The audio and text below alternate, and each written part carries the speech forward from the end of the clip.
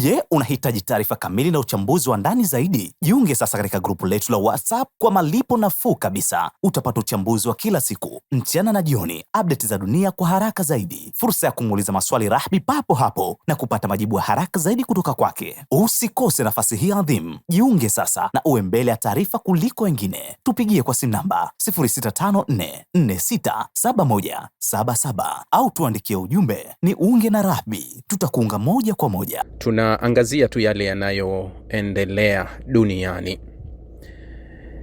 Wanajeshi 3 wa Marekani wameripotiwa kufariki kule Jordan na 1 kule Iraki, jumla wa 4 ambao wameuawa, naweza kusema, katika kipindi cha siku 3 zilizopita, na kuzua maswali mengi. Taarifa ambazo zimekuwa zikitolewa na Rais Donald Trump zaidi ya mara 39 kuwa Irani hawana jeshi la majini, hawana jeshi la anga, hawana jeshi lolote lililobaki.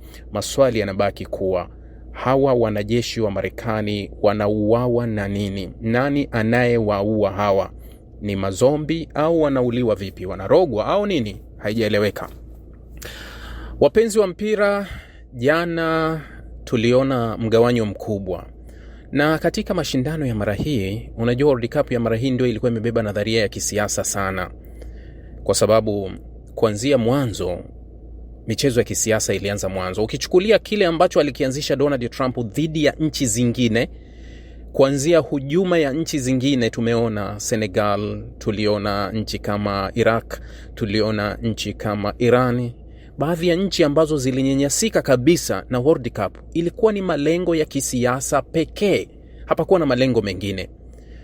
Ile nadharia ya kuwa mpira hufungamani na siasa ilikuwa haikuzungumza hivyo. Na tuliona support na nguvu ya kisiasa ikifanya maamuzi kwenye hii World Cup. Ndio maana kukawa kuna malalamiko mengi ambayo yalitokea. Mechi ya Misri na Argentina ilizua kadhia nyingi, na wachambuzi wengi wakazidi kukoleza moto wa ule kutokupendwa. Nadhani dunia inaishi kwenye ile nadharia, wanasema kuwa fair. Watu wanapenda fair, yani haki, watu wapewe haki yao. Hili linanikumbusha kuwa kombe la mataifa ya Afrika lililomalizika, ambapo timu ya Morocco ikawa bingwa, timu ya Morocco ikafungwa na Senegal. Nadhani Morocco ilichukiwa kwa sababu si kwa ya uwezo wao. Morocco walikuwa na uwezo mkubwa sana kucheza mpira, na ndio maana hata takwimu mpya iliyotoka ya FIFA jana au juzi imewaonyesha Morocco ndio timu ya Afrika iliyo katika ranki za juu zaidi, iko namba 7 duniani ikilinganishwa hata na timu nyingi ambazo imezizidi. Hata katika timu iliyofanya vyema kabisa ya Afrika kipindi hii ni Morocco, imekwenda mbali zaidi. Na kama ilivyofanya 2022 ilikwenda mpaka semifinal. Hata mara hii wamekwenda quarter. Bado wamethibitisha kuwa Morocco ni timu nzuri sana. Waafrika hawakuichukia Morocco kwa kuwa timu nzuri, waliichukia kwa sababu kulikuwa kuna michezo inayochezwa nje ya uwanja ambayo ilikuwa iko wazi na dhahiri. Ndio sababu watu walichukia. Walichukia sababu hiyo, sio kwa sababu yoyote labda kuwa wa Morocco walikuwa ni Waarabu, wa Morocco walikuwa si no. Ni kwa sababu ya michezo iliyofanyika nyuma ya pale. Kile kilichofanywa kwa Morocco at that time kimekuja kuonekana sana na Argentina ya mara hii. Ndio maana watu wakatokea kuichukia Argentina. Si kwa sababu haikuwa na uwezo mzuri wa kucheza. Wamecheza mpira mzuri na Uingereza. Wamewazidi sana Uingereza ile mechi.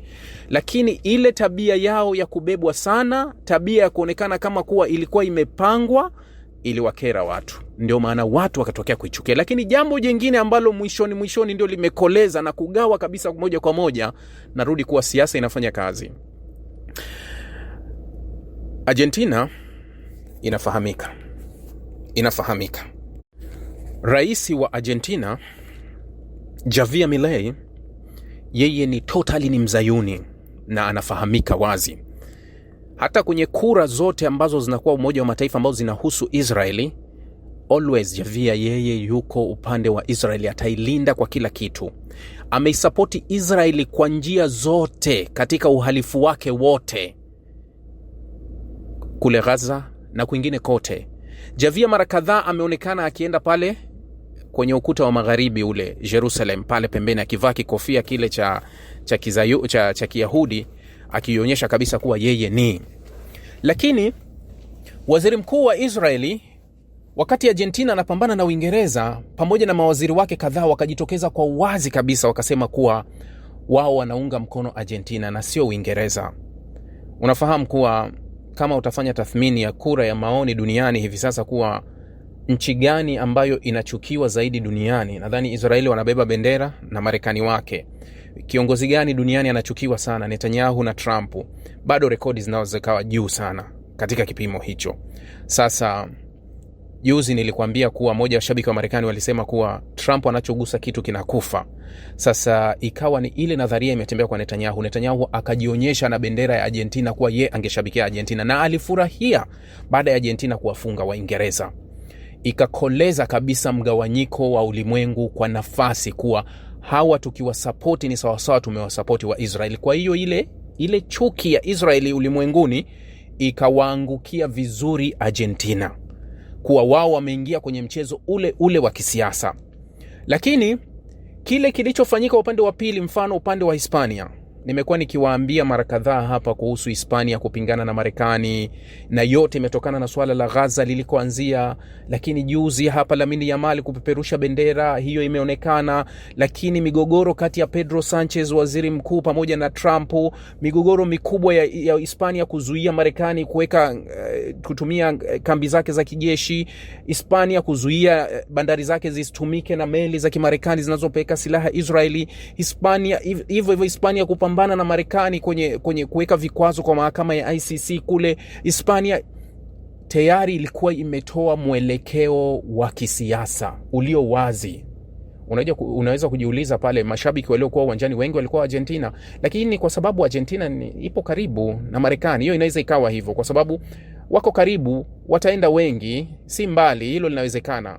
Lakini haiondoi kuwa walio mbali, mgawanyiko uliotokea mbali umeakisi mgawanyiko mkubwa wa kisiasa ambao umeendelea wakati huu. Kwa hiyo swala la Argentina na Messi na Lamine Yamal limebaki kuwa hadithi. Unajua, kabla ya mchezo kulitolewa baadhi ya picha zikionekana za bwana Messi akiwa na wachezaji wengi wanaocheza Hispania ya sasa, kuwa wengi Messi amekutana nao vikuwa vitoto vidogo kina Kubasi, Olmo na wengine walikuwa bado watoto wadogo ambao walikuwa, kwa sababu Messi amekulia Hispania, kwa hiyo walikuwa nakutana naye mara nyingi.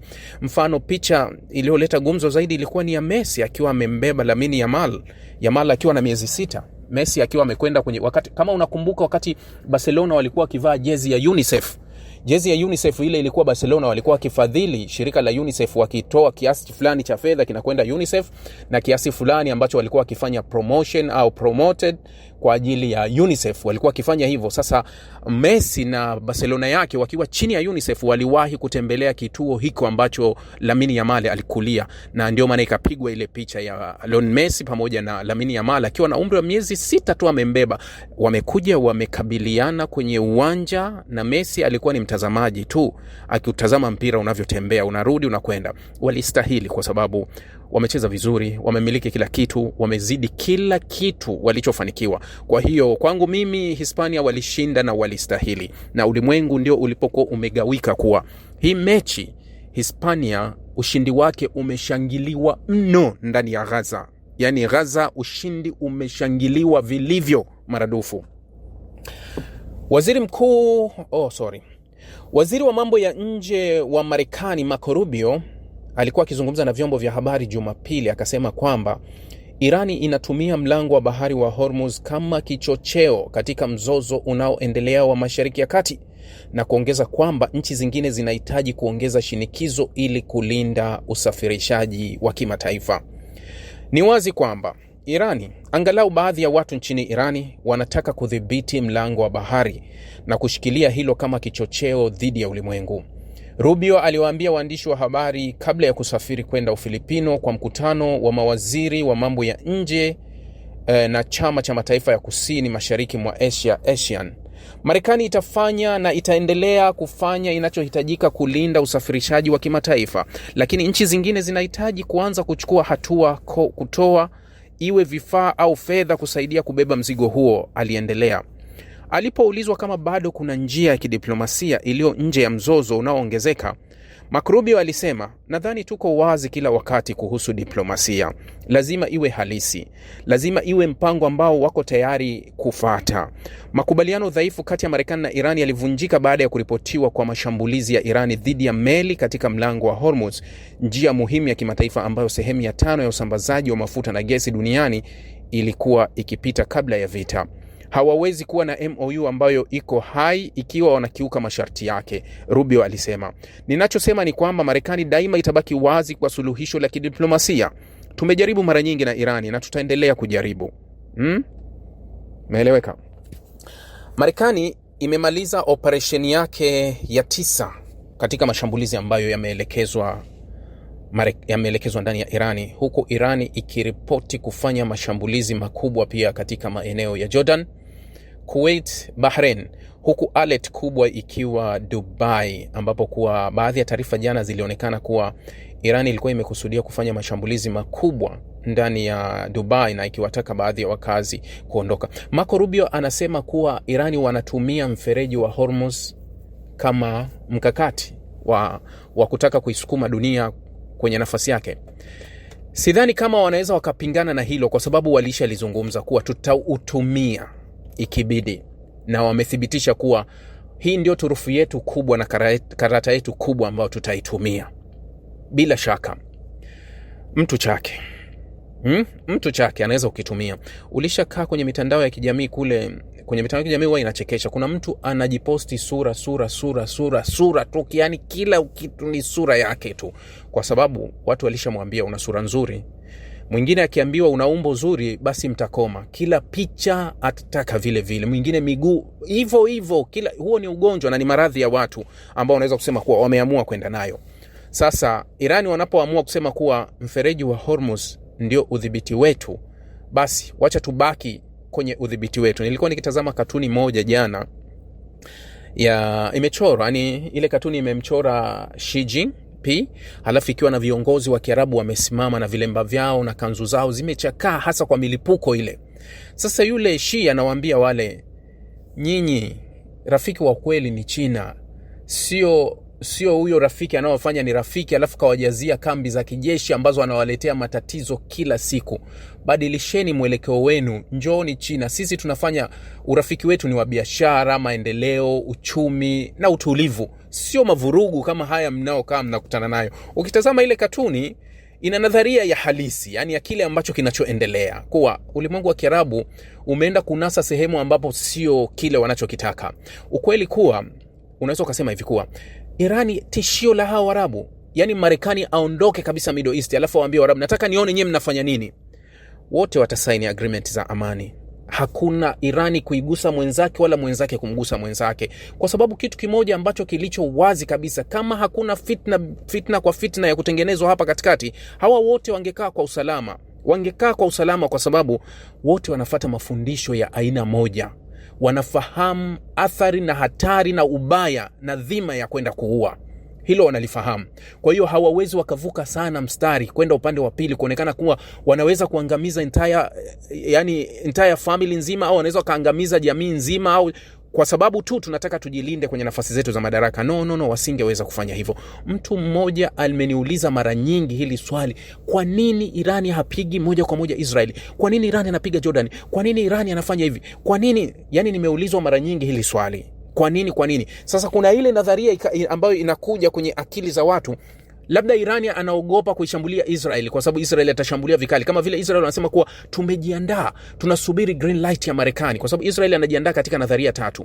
Anajiandaa ikiwa atapewa green light na Marekani, ikiwa atapokea mashambulizi ya Irani, ikiwa anasema kuwa kutakuwa na tishio ambalo anahisi kuwa Irani atalifanya hivyo. Sasa wakati unajiuliza kuwa kwa nini Irani haishambulii Israeli moja kwa moja, na mfano jana Irani alikuwa akishambulia kambi ya kijeshi ya Marekani ya Jordan, na kombora lake likatua kwenye ardhi ambayo inafahamika kule Eilat, ardhi inayokaliwa ya Wapalestina kule Eilat, Rashrash, ile ardhi inayokaliwa. Sasa lile kombora lilitua kule na ndio kukafuka moshi ambayo ikaonekana kama kuwa Irani ameishambulia Israeli. Ndio ukaja mjadala kuwa kwa nini Irani hataki kuishambulia Israeli. Wakati unajiuliza kwa nini Irani hataki kuishambulia Israeli, jiulize kwa nini Marekani hataki kumleta Israeli kwenye mzozo wa hivi sasa. Hali ya kuwa taarifa zinakuja na unaambiwa kabisa hivi sasa kuwa Marekani kaongeza ndege zake zilizokuwa Ulaya. Marekani kaongeza ndege ambazo zilikuwa ameongeza ndege za mafuta ambazo niliwahi kukuambia ziliondoka, zile za kujaza mafuta zimerudishwa upande wa pili huko. Katika kile kinachoonekana kuwa huenda kukawa kuna chocheo la mzozo mkali zaidi hapo unaoongezeka. Lakini Marekani ambaye katika majukwaa mengi ya Donald Trump anawalaumu Ulaya, anawalaumu washirika wake, kwa nini hamtusaidii? Anaomba hadi Waarabu wamsaidie. Kwa nini asiombe Israeli imsaidie hali ya kuwa anafahamu Israeli ina silaha na ndege na uwezo mkubwa kumuumiza Irani kuzidi Waarabu wengine? Kwa nini Marekani hataki Israeli ingie kwenye huu mzozo? Hali ya kuwa Israeli wamekaa rede kabisa kuwa tunaomba Marekani atokee, atuunge mkono tuingie kwenye hili vita. Yani atupe green light na sisi tuingie kwa sababu tukabadili utawala. Kwa nini Marekani pia naye hataki Israeli aingie? Usiulize kwa nini Irani hataki kuigusa Israeli, uliza kwa nini Marekani hajamuita Israeli kwenye hili. Takriban Marekani CENTCOM inatupa taarifa 9th wave ya 9 wanasema, au wanasema siku ya 9 ya mashambulizi ambayo yanafanyika ndani ya Iran na Irani anajibu. Kati ya Marekani na Irani tu wanapeana. Kwa nini Marekani mpaka leo hajampa mwaliko Israeli? Kwa nini Marekani hamshirikishi Israeli kwa lolote? Kwa sababu kwenye maamuzi Israeli haitwi. Wana plani kupiga wapi? Haitwi. Yani yeye ilichofanywa nyumba yake na ardhi yake ni kama vile tumefanya kama vile ni store ambapo tumeweka vifaa vyetu. Kwa sababu gani? Ndani ya Israeli ndio kuna mifumo mingi ya ulinzi wa anga ya Marekani ambapo kwa Irani atapotaka kushambulia bado wanaweza kuzuia kwa kutumia hiyo mifumo. Kwa hiyo mali za Marekani nyingi zimejazwa Israeli, lakini wakati huo huo anafanya mashambulizi bila kumshirikisha Israeli. Unaelewa? Iko hivi. Irani wanafahamu kabisa chochoro pekee, au unaweza kusema kuwa shimo pekee la panya lililobaki ni moja. Yani shimo pekee ambalo Netanyahu anaweza kujificha ni moja tu. Kwingine kote amekwama. Shimo analoweza kujificha ni la kubaki kwenye vita hata kama atakuwa nyuma. Yani mradi nchi ionekane iko kwenye vita. Hilo ni shimo ambalo analitafuta kwa udi na uvumba. Kuwa natamani niingie. Irani hawataki kumpa sababu. Yani kwani Irani hajashambulia Israeli? Kaishambulia mara ngapi? Athari imetajwa mara ngapi? Kwani taarifa zilizofichwa zilikuwa zinatoka wapi? Sio kuwa anashindwa, anaweza kushambulia, anaweza kufanya lolote, kwa sababu tumeona hata kwenye vita ya muda mrefu amepiga, hamna lolote lilotokea, na tumeona mashambulizi yakitoka kwa pande zote mbili. Tumeona mpaka Israeli aliomba msaada kwa Marekani kwenye 12 days war, akawalazimisha Marekani, njoni mniokoe hapa, na kila kitu kinajulikana. Sio kwamba anaogopa. Anachokwepa Irani hivi sasa kumpa sababu au kumpa shimo panya akajifiche. Yani hicho ndio anakuambia kuwa huyu analolitafuta hili hatumpi. Ndio maana tunaweza tukajifanya kama vile hatuoni. Mwache atambe na tambo zake, lakini anajua ukweli ni upi. Sasa hatutaki kumpa hiyo nafasi. Wakati Irani anafikiria kuwa hatuwezi kumpa Netanyahu hii nafasi ya kujisifu, kwenda kujificha, Marekani hataki kumpa nafasi Israeli, kwa sababu Marekani pia anachopigana nacho kwa Irani sio kile ambacho Israeli anakitaka. Yani kuna vitu viwili tofauti hapa. Nikimleta Israeli kwenye mzozo wa kuungana nami, Israeli atataka vita isiyokwisha. Yani atataka vita isiyoisha ili Netanyahu aweze kukwepa uchaguzi usifanyike, ili achezeshe anavyoweza kuchezesha yeye. Uchaguzi usifanyike, ajinusuru kwenye nafasi yake ya kisiasa. Kwa hiyo Marekani wanalijua hilo kuwa hatuwezi kuishirikisha hii serikali ya mrengo wa kulia hivi sasa kwenye huu mzozo. Wacha tusimame wenyewe, kwa sababu Marekani anachokitafuta kwa Irani sio kile. Marekani anatafuta ushawishi wa Hormuz. Yani nipateje na mimi mazungumzo mazuri ili tuje tuzungumze kwenye Hormuz. Kwa hiyo ndio maana unaona vita ya Marekani imeegemea Hormuz, kwa sababu imehama kwenye malengo ya Israeli. Israeli akija vita yake anataka regime change, ni lazima afanye mabadiliko. Hawezi kusema kuwa anataka kuzuia nuclear, makombora ya Irani. Hiyo haiwezekani. Atachotafuta hivi sasa kutumia nguvu kubwa zaidi ni kujaribu kuua sana wale viongozi, kujaribu kubadili utawala, yani kitu ambacho Marekani ndio hicho ambacho anakikwepa kumuita Israel, kwa sababu katika target ambazo Israel atakwenda nazo katika vita hii ambayo ataitwa, cha kwanza ataanza kuwalenga wasuluhishi pekee ambao walikuwa kwenye mazungumzo. Yani cha kwanza itakuwa ndio target kubwa kuwaua, ili mazungumzo yasipatikane kabisa, kitu ambacho Marekani hataki. Marekani anataka mazungumzo na Irani yatokee kwa sababu hawezi kuishinda hii mechi uwanjani. Ndio maana Israel kamweka pembeni kuwa sitaki kukuita, lakini malengo tofauti, kwa sababu Marekani anapigana na Irani hivi sasa katika huu mzozo ni kwa sababu anamtaka Irani aje kwenye meza. Israel anataka kupigana na vita na Irani ili tusizungumze kabisa. Maelewa? Kuna malengo mawili tofauti yaliyo katika nadharia ya Donald Trump, katika kile kinachotafutwa na Netanyahu na katika kile kinachotafutwa na Irani. Ndio maana unaweza ukawa unajiuliza, ikiwa vita ilianzishwa na Marekani na Israeli, na sababu kuu ya vita iliyopo ni Israeli ndio amesababisha Marekani aende pale, lakini kwa nini Marekani anafanya vita peke yake bila kumshirikisha Israeli?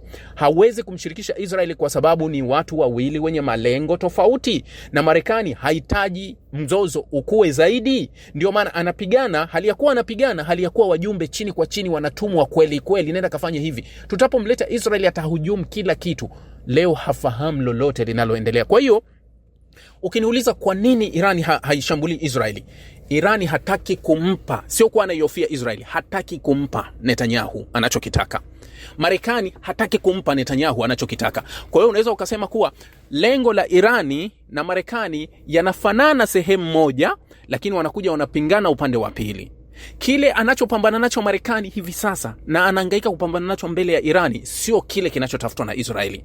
Israeli hana shida na Hormuz, hana mpango mafuta ya panisha, waambia hii ni nchi inaishi kwa ruzuku. Budget kubwa, ruzuku, misaada yote inatoka kwenye nchi za Ulaya pamoja na Marekani. Kwa hiyo wao huwa hawajali sana kuhusu sijui uchumi utadondoka, sijui ufani, mtawapa nyinyi, wakisharudi nyinyi ndio mtalipia hizo kosti zote na wao watarudi kuwa sawa. Sasa anayeumia ni Marekani. Sasa leo $90 mafuta yamekwenda juu, $90. Haya ndio majibu sasa ya operation ya Donald Trump inayofanyika. Unataka kujua mafanikio? Haya ndio mafanikio, kuwa tumeenda 90 kutoka 72. Zimeongezeka ngapi? Utajua mwenyewe, utakuwa unajumlisha kidogo kidogo. Kwa hiyo pale wanapotupa majibu kuwa tumefanya mashambulizi na mashambulizi yetu yanaendelea na Irani yanazidi kudhoofika, tulitakiwa tupate majibu kutokea upande wa pili. Kudhoofika kwa Irani it means kunafunguka zaidi kwa mlango wa Hormuz na meli zinapita nyingi zaidi. Sasa kama meli hazipiti, unapima kudhoofika kupi? Kama wanajeshi wa Marekani wanauawa kwenye kambi zao, unajiuliza kuwa aliyewaua ni nani? Jeshi gani ambalo Donald Trump anatuambia limekwisha halipo, halafu jeshi gani linalofanya mauaji kwa wanajeshi hawa wa Marekani?